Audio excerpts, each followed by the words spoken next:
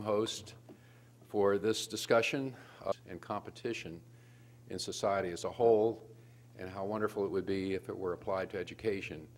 And today we're going to hear from some people who've been in the forefront of trying to bring choice and competition and accountability to education. Chairing the panel this morning is Robert Enlow from the Friedman Foundation, the Milton and Rose D. Friedman Foundation. Susan Aud from the Friedman Foundation, who is also one of our adjunct scholars at the James Madison Institute. John Chubb from the Edison Schools, and Elisa Clements from Parents for Choice in Education from the state of Utah, which recently had an interesting episode involving school choice and what happens when you try to do it statewide. So Robert Enlow will be giving further introductions to the panelists. I'd like you to welcome Robert Enlow. Thank you.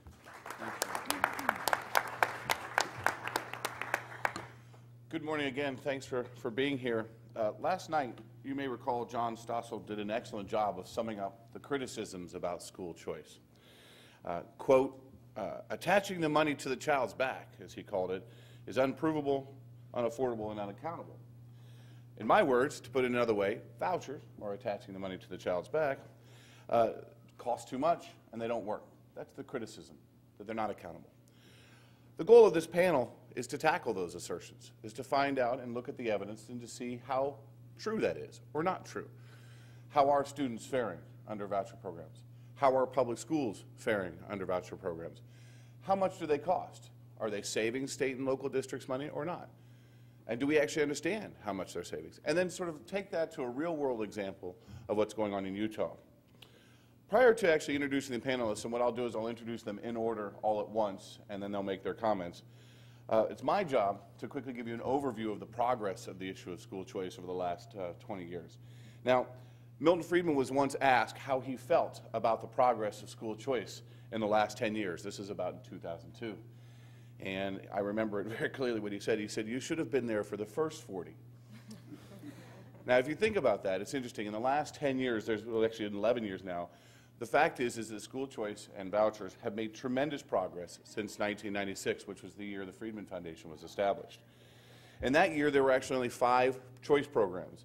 And it depends on how you define those, but we included those to be the 2 century-old programs in Maine and Vermont, the 1 tax deduction program in Iowa, and the 2 relatively new voucher programs in the cities of Milwaukee and Cleveland for mainly low-income families. Today, if you look 11 years on, there are 24 school choice programs in 14 states in the District of Columbia. By all accounts and measures, that's progress, legislative progress going forward. Now, my point here, if you look at 2005 and 2006, again, to look at the progress, over 44 states introduced school choice legislation. And in 2005, more school choice programs were enacted and more existing programs expanded than in any previous year. In 2006, that number was eclipsed. Even more programs were expanded and more programs were enacted than in 2005. In 2007 and 2008, which saw school choice legislation pass in a number of states, it actually passed at least 1 legislative house in 11 states, and it passed 2 houses and became law in 7 states.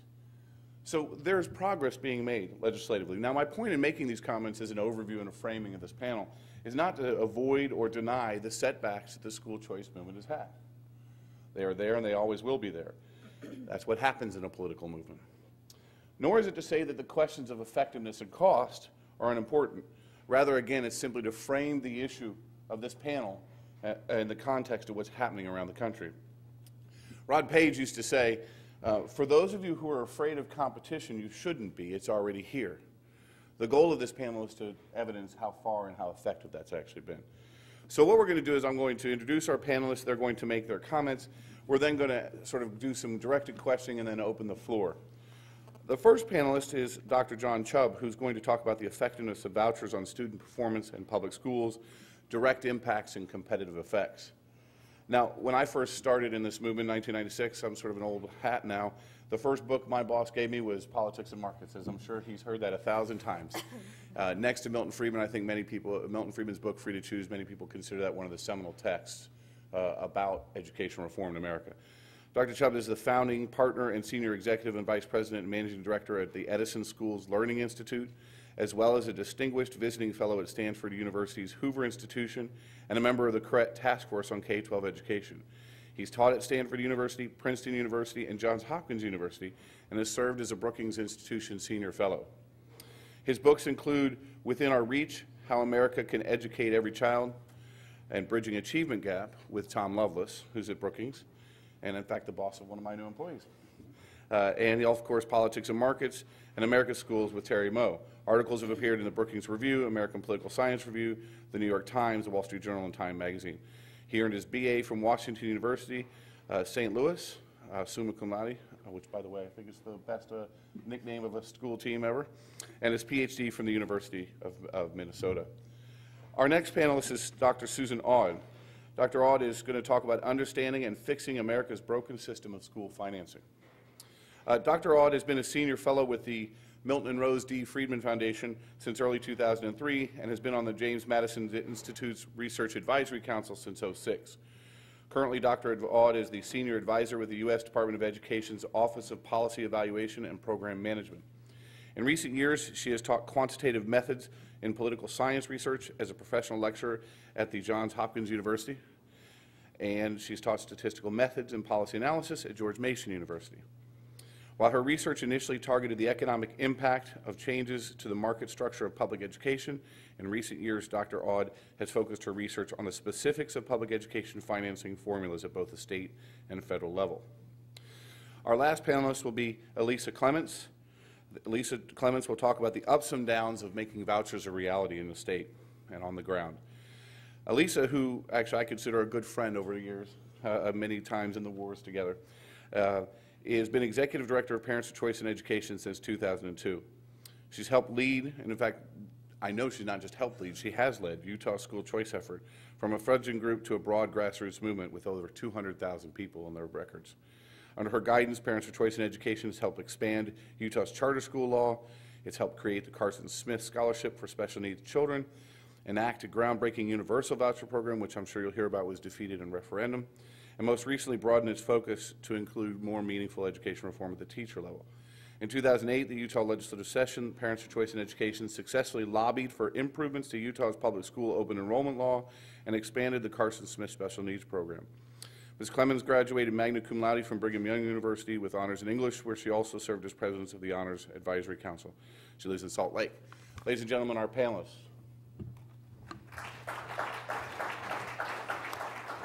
Yep. Well, good morning, and thank you all for turning out. I've been in this school choice battle now for a quarter century. That's a long time,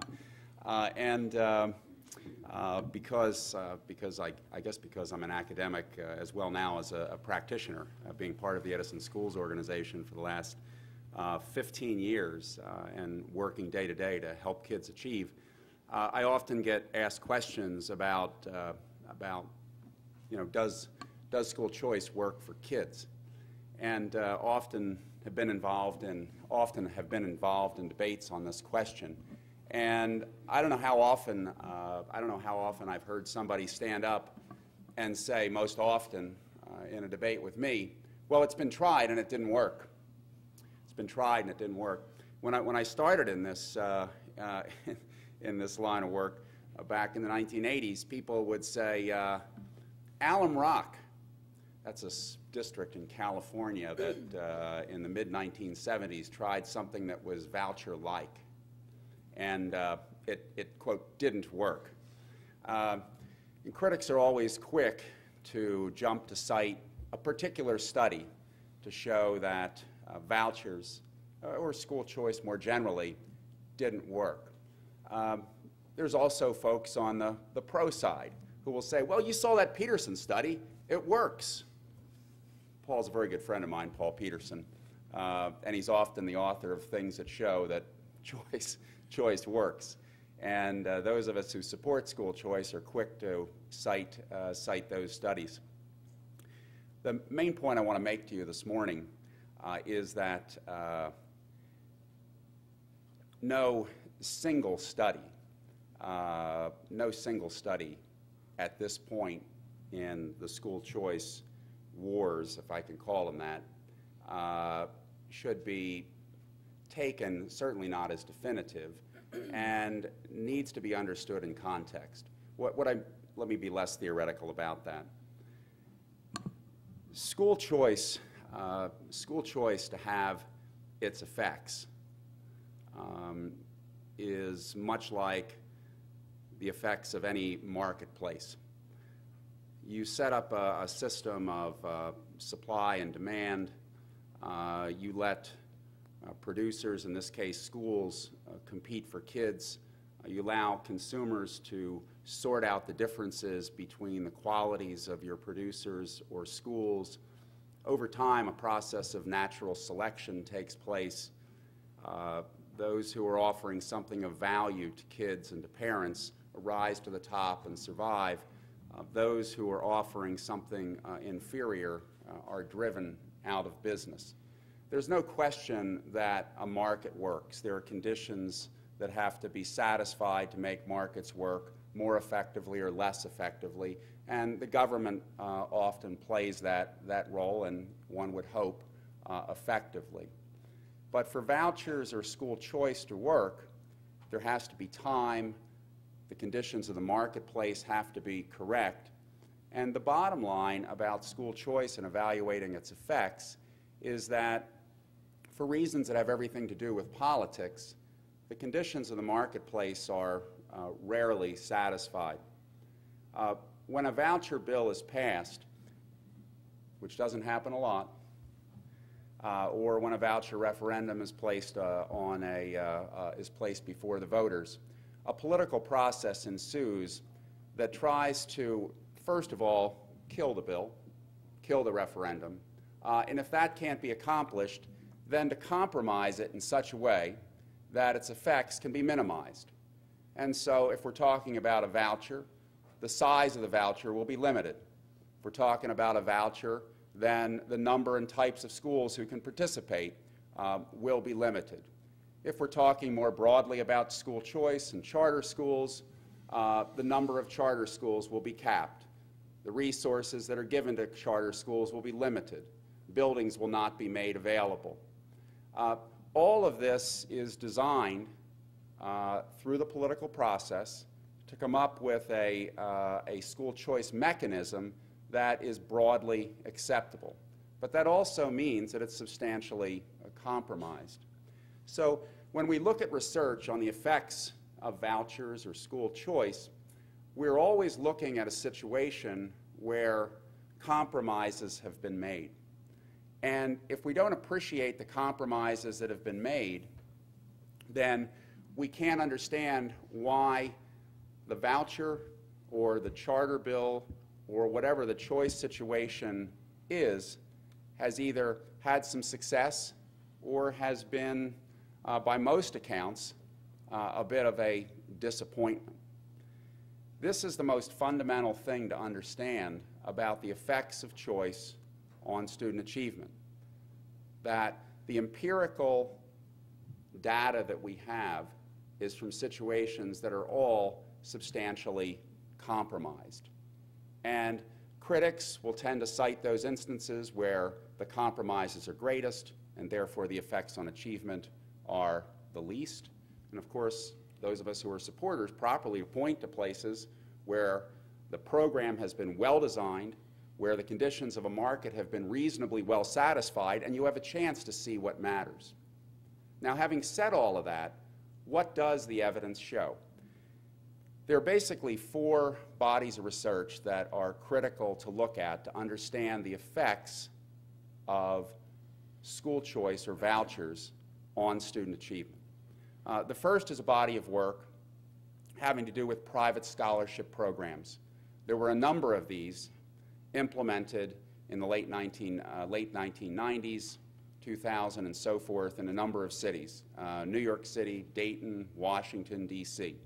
I won't go into the details around this. There's been a tremendous amount of research about the effectiveness of these programs, and basically what they found was that there were positive effects on the achievement of African American, low-income African American participants who chose the private schools over the public schools that they would have attended. And this finding has withstood countless examinations by high-quality academics looking carefully at the data. That's the private scholarship world. The second body of research is research on actual voucher programs, Milwaukee, Cleveland, Washington, D.C. And what those have found is that in the instance where we have the most substantial implementation of vouchers, which is Milwaukee, that the effects on participants, student achievement, attending private schools, has been positive relative to what their achievement would have been had they remained in the public schools. Now, I want to be clear that the findings are strongest in Milwaukee because the Milwaukee program is the strongest program. It took a long time to get there, but the Milwaukee program increased dramatically the funding level, which increased the interest and the wherewithal of the schools that were participating. It increased eligibility for schools, and it was given enough time to make a difference. The other programs are smaller, they're newer, they have more limitations, but the Milwaukee program showed very positive effects. The third body of research to look at is research on charter schools. And because there are far more states with charter schools, there's no comparison than there are with vouchers. This is an area where there's a tremendous amount of data and a tremendous amount of research. 40 states have charter school laws. There are 4,000 charter schools in operation around the nation. There is now 15 years of data in the case of the oldest of the charter schools. There's been a chance and an opportunity for more competitive effects. Having said that, there is very little in the way of high-quality research that would look at kids who chose charter schools and compare them to kids who wanted to go to charter schools but could not, a true experimental design. There's only at this point one really high-quality study of charter schools, and that was done by Carolyn Hawksby last summer on 60 charter schools in New York City. And it looked at kids who attended charter schools, and it looked at kids who wanted to attend charter schools but could not. And that research found that the charter schools had a very positive effect on achievement, and that's one of the most encouraging and scientifically rigorous studies that we have. And then the fourth and final body of research that I would emphasize, and this really is critical and often overlooked, and that's research on the overall competitive effects of school choice, because the idea of school choice is not that those kids who choose will be better off. And this is one of the most common misunderstandings of it. The idea of school choice is that the effects of competition will help everybody. I mean, it's really that simple. I don't know how often in debates on school choice somebody would raise their hand and say, well, what happens after all the good schools are full? What happens to the kids who are left behind? And the answer is that in a competitive system, to hold on to any school, any children, schools will have to improve, and everybody will benefit from the process. This is so frequently overlooked, but this is an area where there is a lot of research. And there's research that looks at the performance of public schools where there are many charter schools. There's research that looks at the performance of public schools where there are many private schools, and you have that form of competition. There's research that looks at competition among small school districts. In each of these cases, it turns out the more competitive the environment, the more improvement that you get. And there have been multiple studies in this area, including a review of the literature in, of all places, the Teachers College Record at Columbia University, which is not, by its editorial policy, supportive of school choice, even concluded that competition has positive effects on student achievement. So when I look at all of this, I mean, obviously I've devoted my career, both academic and professional, to trying to provide choices for families, choices for students. I certainly, believe in everything that I've done as a researcher and a practitioner, that choice makes a huge difference for families and is a crucial reform strategy for this country. But you're not going to find it in any particular study. You're not going to find it just in research on school vouchers. You have to look at the big picture. And when you do that, when you look at the evidence in all of these areas, and when you understand that all of this evidence is compiled in a highly politically constrained environment, then you come to the conclusion that for the benefit of kids, the evidence is that choice and competition are working. Thank you.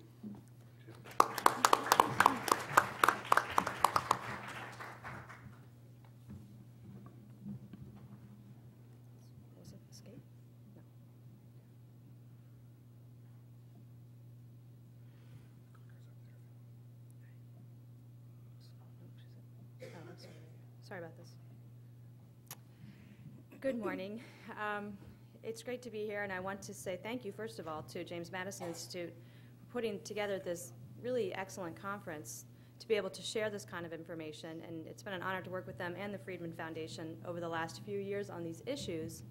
And sort of similar to what Dr. Chubb touched on just now, when it comes to the financing of vouchers and public education in general, when I first got involved in this issue, I found out pretty quickly there's two really opposing sides, and they are just diametrically opposed. One side that says if you allow vouchers, you're going to bankrupt the public school system because all the money is just going to flow out of it. Somehow it's going to flow out of the public school system and to private schools, religious private schools, and the public school system will be bankrupt. The other side that supports vouchers would say it's a huge cost savings because, like in DC, if you spend $15,000 per student, you give a student a voucher of $7,500. Every one of them saves you $7,500, so it's a huge windfall. And that's sort of where I came into the argument. And there's not a lot of middle ground in that.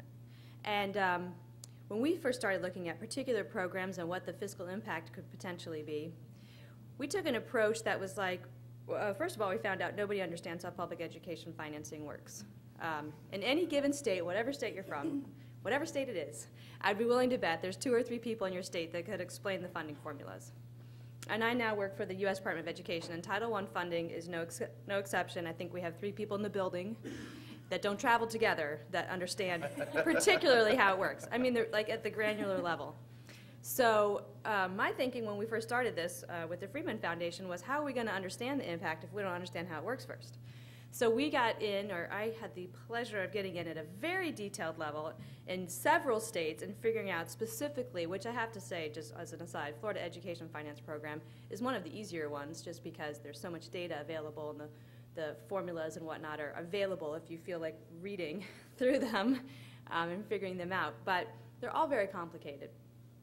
And so the fact of the matter is, whereas what happens in our education system in terms of the structure of our classrooms, grouping kids by age, 20 to 30 in a classroom or 15 to 25, the curriculum, the textbooks, a lot of that has been very similar over the last decades. There has not been massive change in the way that takes place.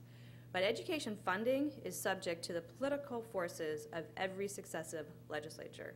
And whereas you might start with an okay idea of every kid gets some base finance amount, and then the next legislature comes in and says, let's fund transportation at some per mile route. Then the next one says, well, we should fund activity buses at some per mile. It just gets tweaked and tweaked and tweaked so that by the time you're done, you come in, and I have spoken to state legislators that have said, I have no idea how it works. We make this policy in the blind. We don't know what the effect will be of changing it whatsoever. So that, to me, is not necessarily good policy. If the people making it don't understand how it works and they don't understand the effect of it, I would say that's not good policy. So, early on we discovered that public education finance in general is sorely lacking in transparency, therefore accountability. And, if you're lacking in transparency, then you subject yourself to waste, fraud, and abuse. I mean, there's all kinds of issues that come up with that if you don't understand how it works. So that's kind of where we started. And we decided to not take either of these camps, but to look at it in detail. And we started looking at particular states, what might happen. And then this presentation is from something we did a couple years ago where we summarized across all current voucher programs what the savings might be. To do that, basically the approach is that the federal government funding is apparently, theoretically, attached to children that are living below poverty. And there's a complicated formula, and in theory that money would follow that child, although I'm not sure it does in practice. State funding, as I said, generally in most states, kids are counted sometime during the year, maybe October, maybe twice a year. They're put into a formula. There's a whole bunch of categoricals often on top of that. And at some point you figure out, based on the number of kids in the district, combined with the wealth of the district, about how much the state's going to contribute. Then the local tends to make up the difference based on what the superintendent and school board has determined that the schools need for the following year. So that's kind of how the state funding, how the funding process works. And when you want to put together a voucher program, oftentimes one requirement, like the compromise was already mentioned, is that it be fiscally neutral. In other words, it can't cost the state any more than they would already pay for that student in the public school system. And in many cases, the requirement is a fiscal savings, so it has to be somewhat less. So to figure out what type of voucher program would result in either fiscally neutral or fiscal savings, you have to first understand when a child enters a particular school district, how much does their entering affect that school district's state funding, and then when they leave, how much does their leaving affect the state funding, and that would be the dollar amount that you'd be looking for, which is the one that most people don't know, which I always think is kind of funny, because if you decide to send your child to a private school, you simply call and say, I have a 6th grader, what's the tuition? And they say $62.50. You know, they don't need to hire me, and they don't need to go through this process, and you don't have to pay the year before they got there, you don't have to pay the year after they got there, which often happens in state funding systems. You know, there's this lag. Indiana does like a 5-year rolling average, and I mean, it's just kind of crazy the way these things get funded. You get more funding if you have a decrease in enrollment, and then you get more funding if you have an increase in enrollment. So anyway, that's how it works, and this is what we looked into. So for all the current voucher programs, which I wish you could have used this chart, I was thinking when you were speaking, this is participation in school choice programs, like what Robert was speaking about. You see, like in 1990 when Milwaukee's getting going and there's a really slow start, you've got kids in Milwaukee, and then it kind of explodes in 99, 2000. And this is dated because it's well up over 200,000 now, participation in school choice programs. And I'm not going to move on to the slide yet. And so each of them is a little different. They've got their own unique pieces to it. But what we did is we put together a study that said, what's the impact of the state government and what's the impact of the local government of each of these programs? And basically with the state governments, when a student leaves a public school district to use a voucher, they're no longer funded at the public school district and they receive the voucher. So it's sort of the net difference. And in most cases, there's a net savings to the state. The local school district does not receive that state funding, but then they also don't educate the child.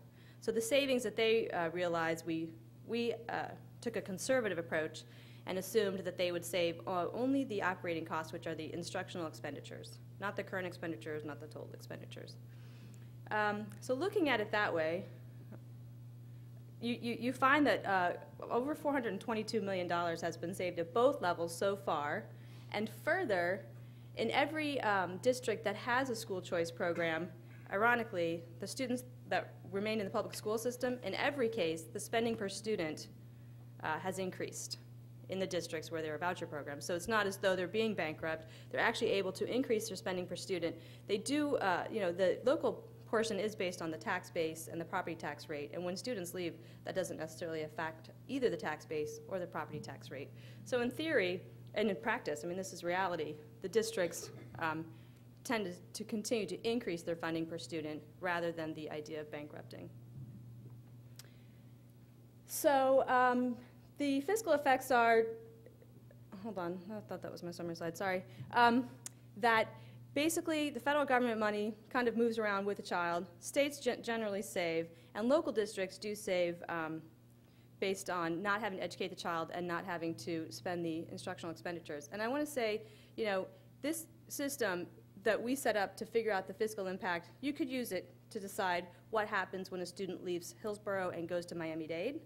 You could use it to decide what happens when a student leaves Hillsborough and goes to Georgia to a public school, leaves Hillsborough and is homeschooled, leaves Hillsborough and moves to Canada. I mean, the system is all basically the same. You have what happens at the local level, what happens at the state level, and what happens at the federal level. And what happens at the local level when a student leaves is virtually the same under any of those circumstances. And students come and go all the time. So when a student leaves Hillsborough, you have this impact. They lose the state funding associated with them. They save the operating costs. The issue, however, unfortunately, is that people get really caught up in where the student goes, even if it creates a savings. So if a student moves around the state of Florida and stays in the public school system, nobody gets that upset that some districts are losing the FEFP funding and some districts are gaining the FEFP funding. And in many cases, that ends up costing the state more. But people get very concerned when they move around and then all of a sudden they go to a private school. The effect is the same at the local school district. So the idea that they would be bankrupt really doesn't make sense, because the effect is the same. It's just a matter of where they go to and how that affects the state funding. And when it saves or it's fiscally neutral, it doesn't affect state funding, and it saves the federal government a little bit. So that's kind of the ideological basis of it, and we have created a big database of knowledge on many, many states now and precisely how their funding systems work. So at least when we talk about this, we understand it. We're trying to bring knowledge to this field, and vouchers then have predominantly one of the big benefits in funding is it creates transparency. You know precisely the amount that's associated with a child. And if you wanted to find out how much productivity you were getting for that, you could figure that one out as well with achievement data, because you understand what's being spent on that child. So at least it's a very broken system, public education funding, and vouchers at least bring the benefit of transparency to that. So I'm sure there'll be questions that I'll address later. Thank you very much.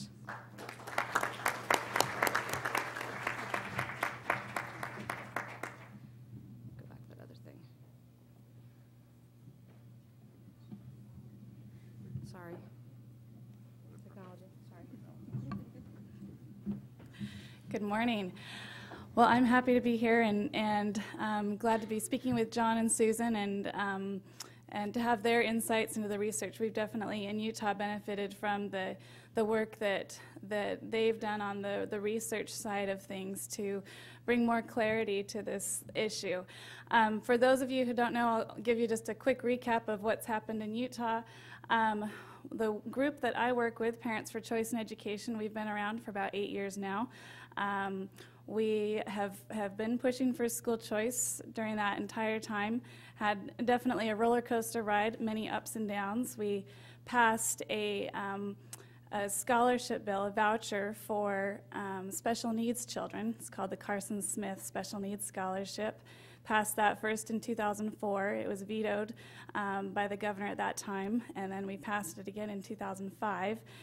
And that has been a phenomenal program for low-income children. We've also made great strides with charter schools, and then the big year, 2007, we passed the nation's first universal voucher program. And that was a great victory. Unfortunately, it was then defeated in a referendum. The teachers union was able to file a referendum petition to put it on the ballot, and in November last year it was defeated in a public vote. So we've definitely had experience with vouchers and with kind of the ups and downs that come with that process. And my task today was to tell you about kind of the strategic side of it. How do we go about a grassroots strategy? How do we go about a legislative strategy to get this done? Unfortunately, I understand we have several NEA staffers at this conference, and I don't think it's appropriate to be sharing strategy on vouchers that will likely end up in the next NEA handbook on how to defeat vouchers. So anyway, I will limit my remarks today. I do want to say that I think after being involved in education reform for about 6 years now, that the National Education Association and their affiliate unions are the number one hindrance to meaningful education reform. They are they're the ones that hold up that monopoly that we've talked about the last day and a half, and it's wrong. And we need to not be ashamed of pointing that out. And I think until we as education reformers help the citizens of our country understand what they are, that they are a union, that they are not a charitable organization for the welfare of children, but they are a union focused on their own self-preservation and their own power. Until we can get that out and communicate that to the citizens of our country, we are not going to have meaningful progress in the field, meaningful and broad progress in the field of education reform. So with that, I would just, I'll leave it at that, leave it at the research, and if you would like to visit with me afterwards, I'd love to talk to you privately about some strategy ideas on vouchers. Thank you. Thank you. Well, so before we take questions, I've got a couple questions I want to ask from the presentations. And Lisa, since obviously you curtailed your presentation, let me ask you first. Did Utah overreach last year in terms of creating a referendum? Is that what happened? Very good question, Robert. I don't think we overreached at all. I think what happened was we did not study the opportunities that our opposition would have to fight it. We expected a legal challenge, and we were very prepared and very confident that we would withstand a legal challenge. That's what the union had done in every other state, and so we had planned, to get it through the legislature, get the governor's signature, and we succeeded with that. And we would still have a voucher program today if not for the fact that Utah has a referendum law. So definitely we did not overreach. We would still have a voucher program if not for that. I think you just have to be careful in knowing what the law says in your state about referenda. As a quick follow-up, what happened in the first year after the defeat of the referendum in Utah legislature related to school choice? We were able to expand the Carson Smith Special Needs Scholarship to make more of that funding ongoing, to help those children who are in need of alternatives to public education who have special needs. So we made progress there. We made progress with charter schools. We made progress with some merit pay programs. There have been a lot of steps forward despite the defeat. Okay. Dr. Chubb, I have a couple questions for you, if you don't mind. One I'm going to ask at the end, but I want to ask this question. Are voucher results, does the research show that voucher results are mixed or not? Well, I'm not going to go on record as saying the results are mixed. I think the results depend on the conditions that were set up for the program. And I mean, I don't want to sound too academic about this, but basically some of the programs are set up so that more or less both hands are tied behind the back of the participating schools and the parents, which is to say that there's not enough funding, there's too much uncertainty about the future. Think about it. Think about the short time horizons of some of these plans. A voucher is put out there. The dollars are far less than are being provided to the public schools. There's a short time horizon on it. Think about it for a moment. I'll just put on my day job hat. At Edison Schools, one of the main things that we do is we operate charter schools all over the country, dozens of them. And we're very interested in, obviously, in the charter laws, but we're also interested in voucher laws, because if a voucher law were passed that provided a significant level of funding, we would consider opening a private school as opposed to a charter school. And there are great benefits to being able to operate privately, which is to say, you get to make all of the decisions based on the merits, based on what's best for the kids. So when we're thinking about investing in opening a school, thinking about building a building or buying and rehabbing a building, or getting some sort of a facility, and then investing in books and computers and all of the things that are necessary to open a school, you think about what's the funding level, and that's been an issue with vouchers. But you also think about, well, is this law going to be around? You know, if we make an investment, are we going to be able to recoup it? And it doesn't matter whether you're a company like Edison Schools or you're a not-for-profit association thinking about taking a risk, getting mortgages and things like that, you just don't do it. So when you look at the voucher research, you know, has it made a difference for kids, right? The evidence is that for kids most in need, it absolutely has made a difference, right? Differences are small, they're statistically significant, and for kids who are in the worst of the public schools, who are in these situations where they're dropping out, they're graduating illiterate, these are important differences. But the differences are small because the programs are designed to make it very, very difficult to make a difference, right? And so that's why I urge everybody in thinking about the evidence to think about the conditions under which the evidence are collected, because those conditions are as adverse as possible. And the adversity is due to the politics, which Utah so well illustrates. That's a terrific answer. Welcome to the world of bill design. That's a terrific. As a quick follow-up, you talked about the academic and competitive effects from vouchers. Does the research show other non-academic effects that you think are just as important? Yeah, I mean that's a very good question. I was going to actually say something about it in my remarks. Student achievement, you know, whether kids learn to read, whether they become numerate, whether they grasp science and history, you know, whether they achieve, that's the ultimate outcome of a process, the process of education. And there's been a lot of research. I mean, most mainstream education research doesn't focus on whether schools are public or private or charter and so forth. They just try to understand what are the conditions of high-quality schools, regardless of how it's funded or governed or anything else. What are the qualities that you're looking for in high-quality schools? And way back when, this is actually my co-author Terry Moe and I, when we began looking at public and private schools back in the 1980s.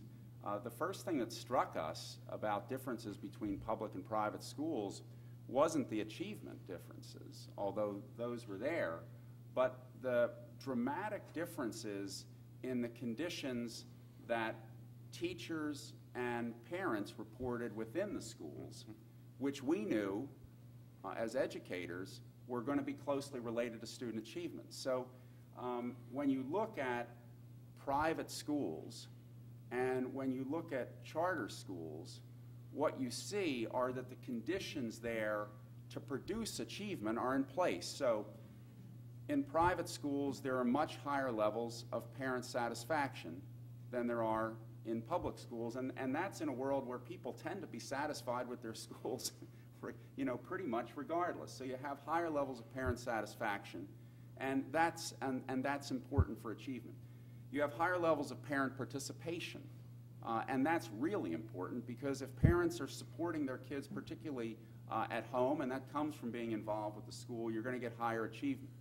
And then on the teacher side, you have much higher levels of teacher involvement, teacher engagement, teacher collegiality, teamwork, buy-in, belief in the kids, high expectations for kids, the kinds of cultural elements that are important to help kids come believe in themselves, to help teachers believe that this hard work that they do day in and day out can actually make a difference. And that's what's very striking in the differences between a comparative public school and a private school or a charter school that kids may choose. The conditions for achievement are more likely to be present in those schools of choice. Again, a terrific answer. Dr. Aud, one common refrain that's heard often about vouchers is that public schools have a ton of fixed costs. And if you introduce a voucher program, you're going to have to turn down the air conditioner and turn off the lights so that the doors can remain open. How would you respond to that complaint? Yeah, it's usually 80-20. 80% are fixed, so you can't take any kids away, because what we do, we have 80% fixed costs, sometimes 85.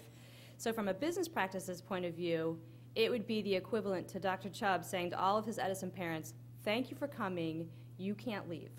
I got a mortgage, all right, and I just gave 5-year contracts to my teachers. So you are officially Edison students for at least the next 5 years, and you don't have the ability to leave. Now, from a business practice point of view, that's not the best way to keep your market, by saying we won't allow you to leave because we structured our business to be 80% fixed and 20% variable, so you're captive.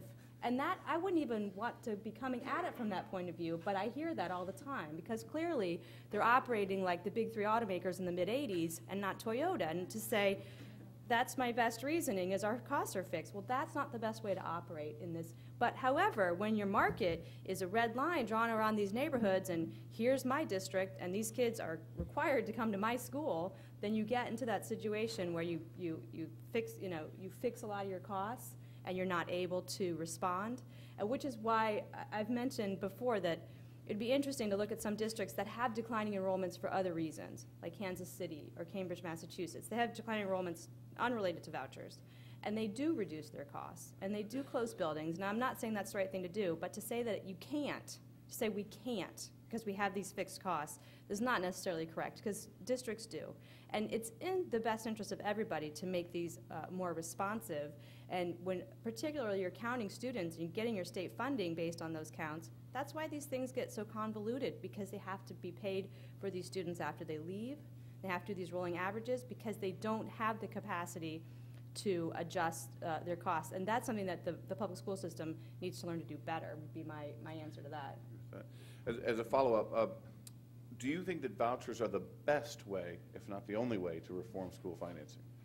I think the best way to reform school financing, like John Stossel said, is to attach the money to the child. I do believe that that is the only way that we're going to really understand more precisely how things work, and that everybody will be more like a responsive business, because they will be dependent upon the number of customers show up and how much money they show up with. And then clearly, more money is attached to kids that might be more difficult to educate if they're learning English, or if they have a special need, or if they're low income. They come to the door with more money, which makes them more appealing to schools that choose to maybe to specialize in that. Or there's all different things that could happen when a low income parent says, I'm not happy with how you're treating my child, and I'm going to take my $15,000 to go down the street. You'd like to think that schools would become more responsive to those parents when everybody's on a more equal playing field and the money is attached to the child. It couldn't be any worse. Well, I would argue from my personal experience as a school board member of a, quote, inner city school, as Senator Williams called it, and my personal experience with my own private school, evidence is that works. And if I take my money and walk away, it's a different conversation than in your public school. Mm-hmm. Well, those are the directed questions. We'd very much like to open the floor for other questions. We can stand up, or there's a microphone that Bob can hand around. Again, one rule, please ask a question. That's the most important rule here. Please, Senator Johnson back.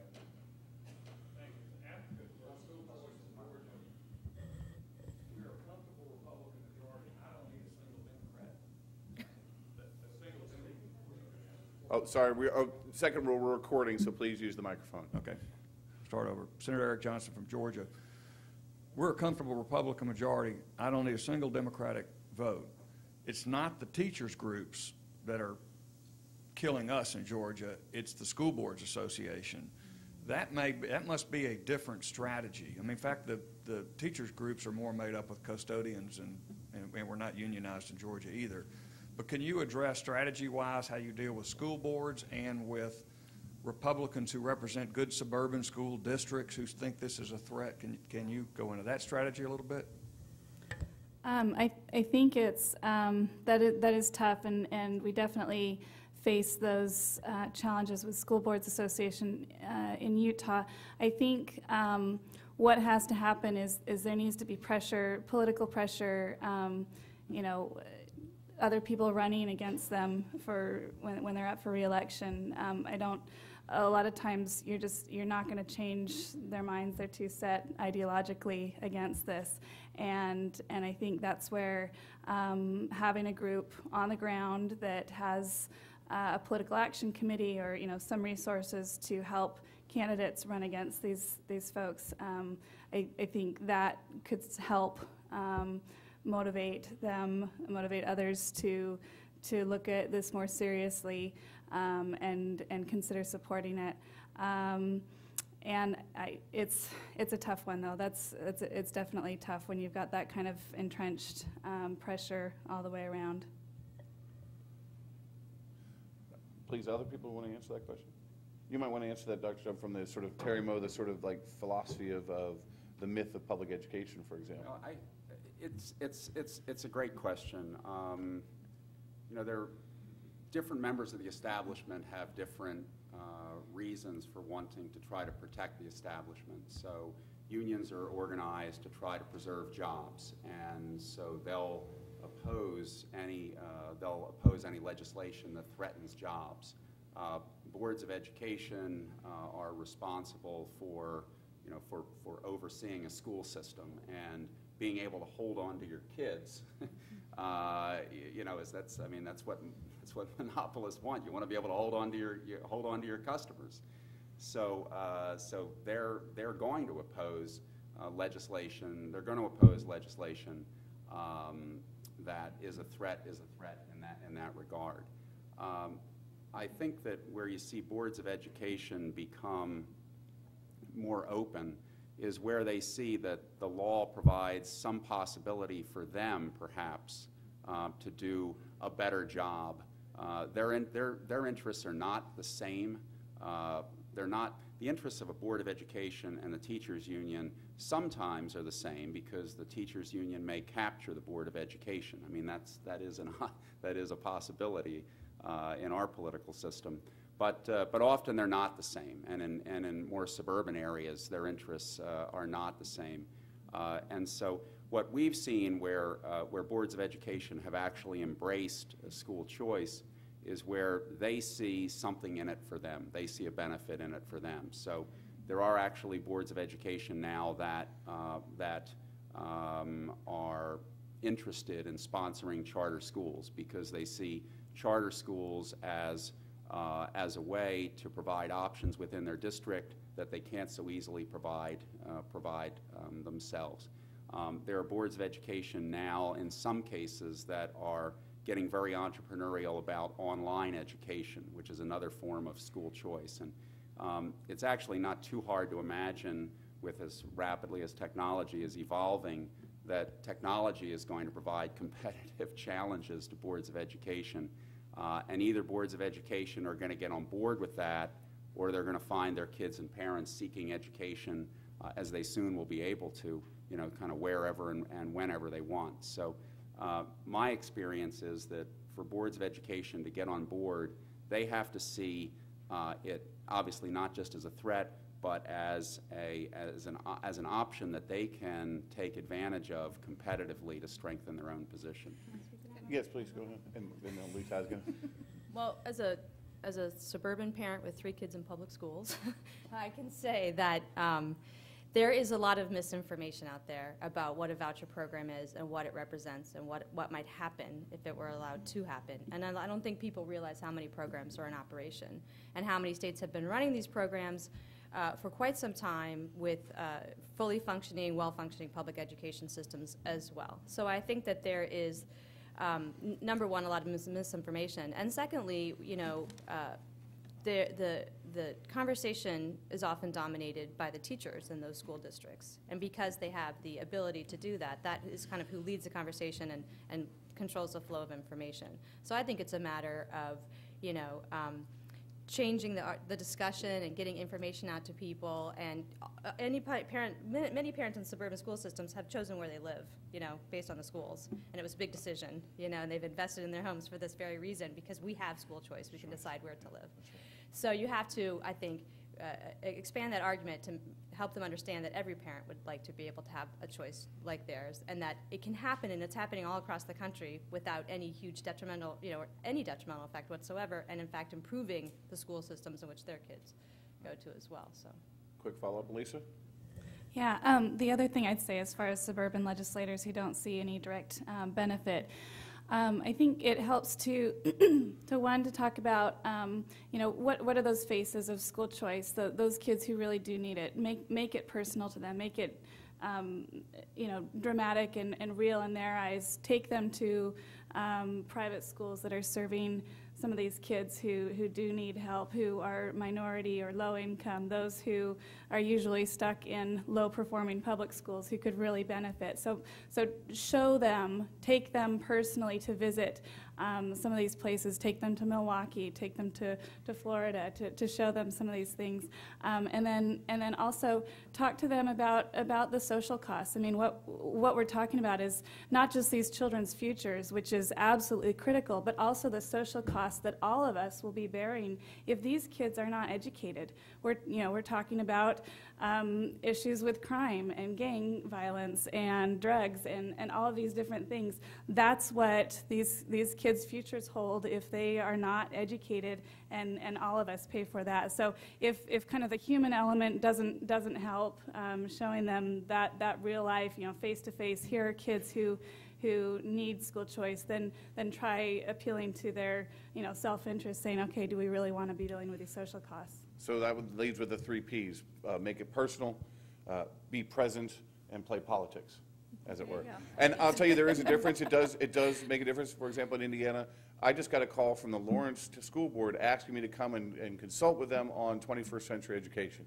That's a surprise for the Milton Friedman Foundation to get that call. So there is movement. Please, go ahead, Janine.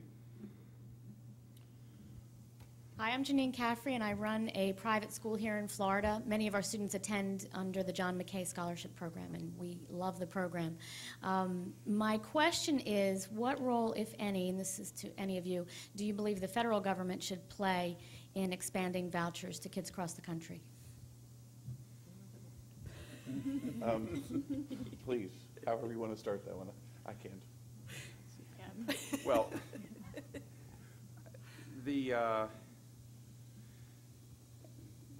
I think that two roles. I mean, the federal government is the federal government's role financially is small.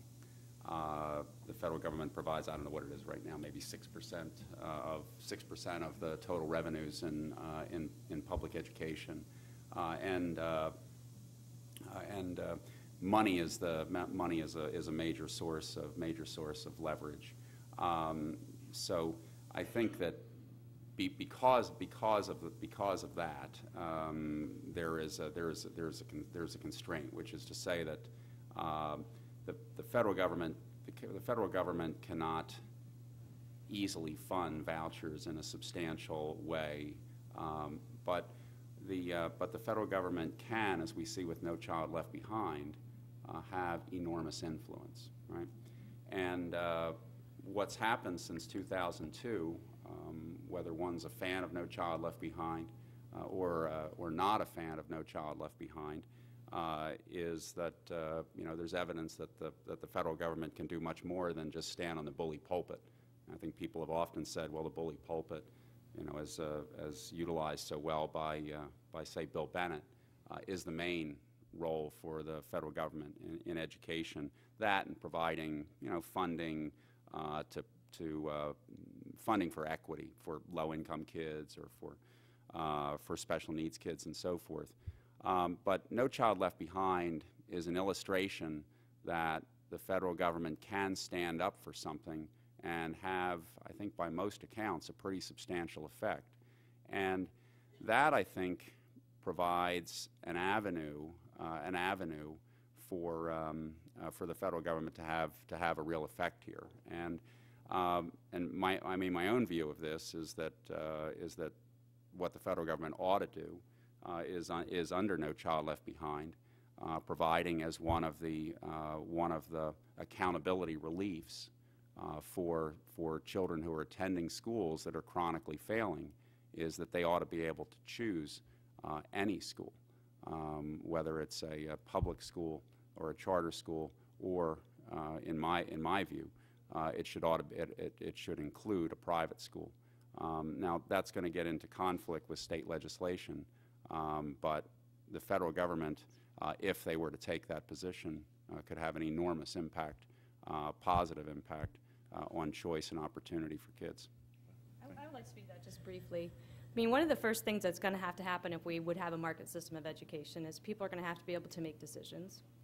And one thing that the federal government has done is, 10 years ago, parents would say, my kids are in a good school. It's a good school. I guess it's a good school. Everyone likes it, and the teachers are nice, right? So it's a good school. Well, now we get a report card that compares us to the school down the street, the other schools in the district, and we actually can say, I'm kind of surprised, like no one's passing algebra in the school. I mean, you now have a chance to say, I thought it was a good school. It might not be as good as I thought, or maybe that school that I thought wasn't as good is better. Because now at least we have the information. So I think parents, all parents are getting the information, not just some parents that are in there all the time. Now all parents are getting this information, and I think the principals are feeling it, and they're comparing themselves to other principals. And I think just the idea that the federal government has pushed everybody to gather the information and to put it in front of parents has been a step forward. Ultimately, could be in school choice, because now people are going to be more likely to say, I'm not happy with my school that I thought was good. So I think arming parents with information is one thing that the federal government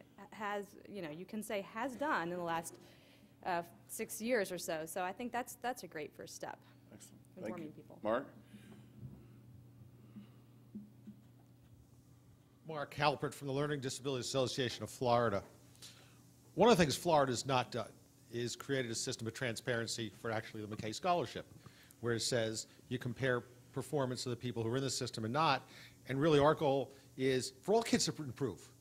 And so one of the questions is, how can school choice efforts be set up so you create win-win situations, so you wind up seeing transparency and performance improving in both the school choice options and in the public sector?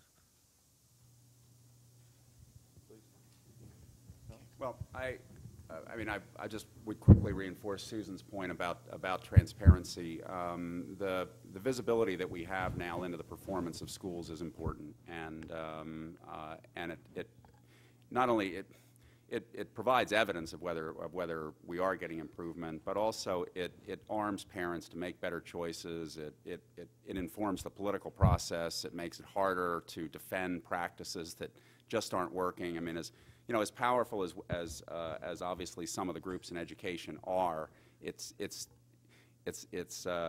difficult to defend situations that are utterly broken, and so this transparency, the transparency has been very helpful.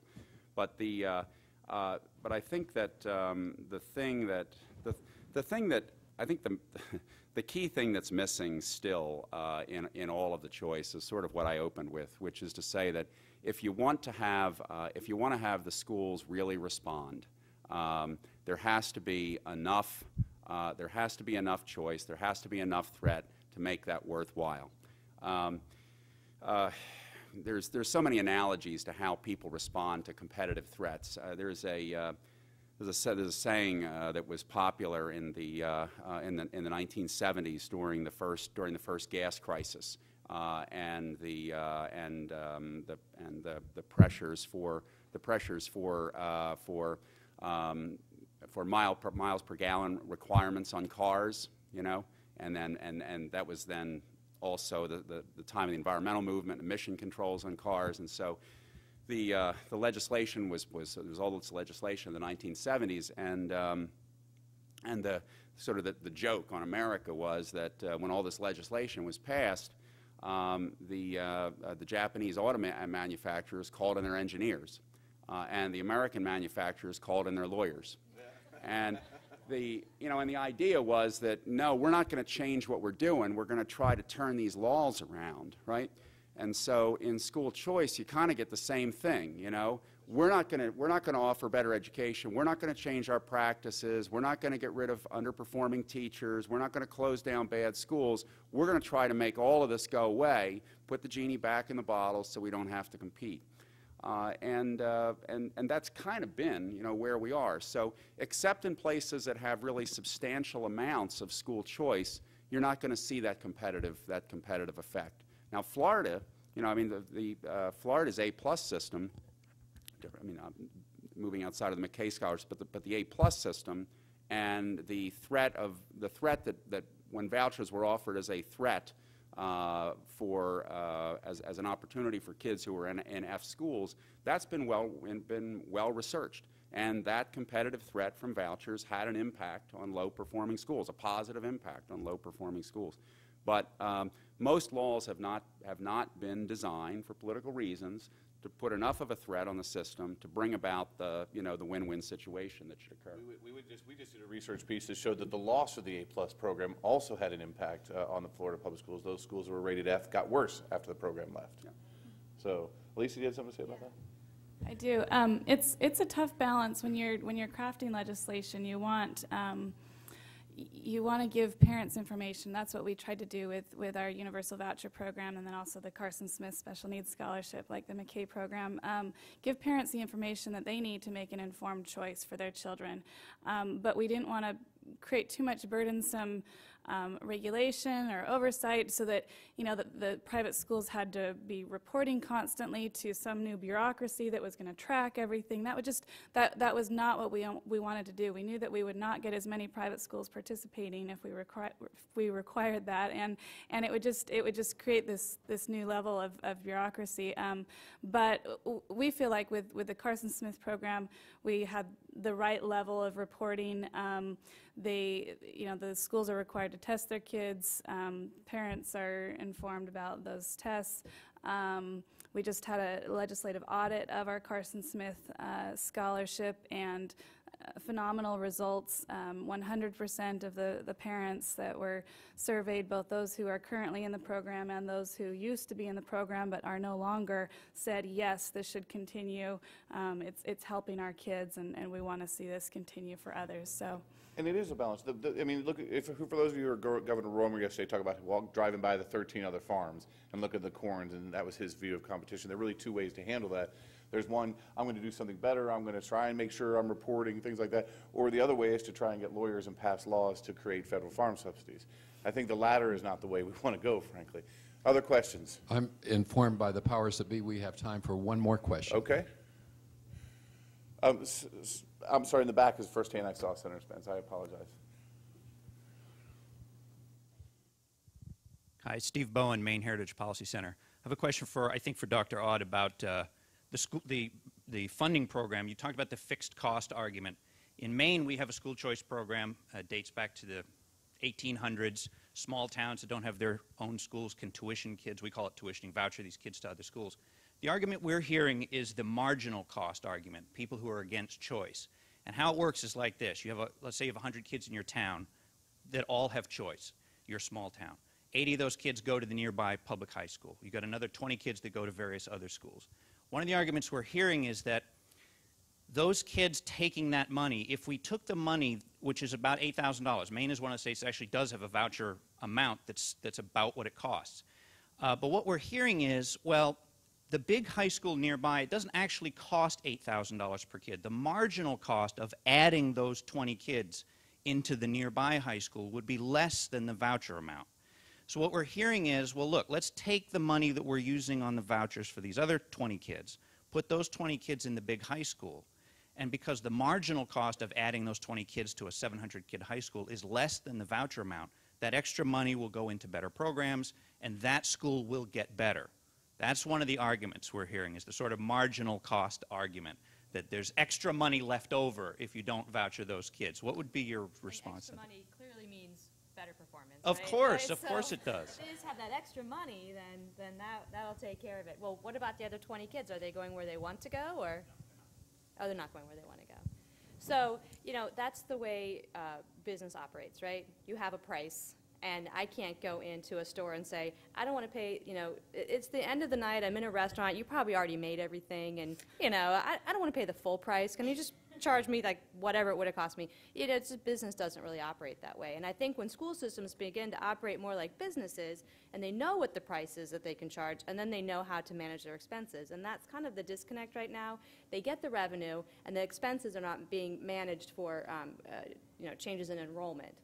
So, I hear all the time that, like, if you have a voucher program and you have 2 third graders and 1 8th grader, and they come out all these places, I can't fire any teachers and all that kind of thing, but still you have kids leave every year, 2 third graders and 1 8th graders leave one school district and go to another school district. That happens all the time. And other kids come in, there's fluctuations. And every, summer, basically, superintendents sit down and say, here's our projected enrollment, here's the number of teachers we have, and then in mid-August, the algebra teacher quit, so they get, government teacher has, you have all these adjustments that get made all the time, and then they find out how many kindergartners actually showed up, in September, and these adjustments are being made all the time. If with that they had to manage the expenses accordingly, then that's where I think you'd see the real improvement in terms of productivity.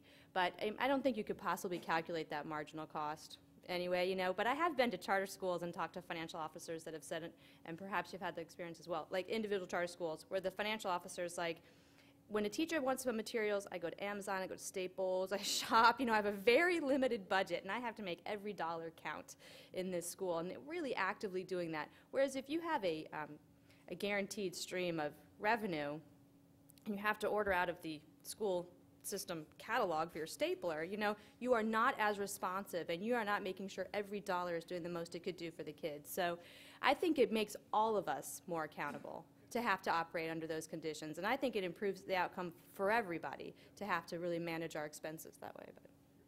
Senator Spence, again, I apologize. Thank you very much. Panelists, thank you very, very much. Can we give them a round of applause? Thank you very, very much. And that concludes our panel. It is a little warm up here. I know. I probably stood up for a second. Thank you very much.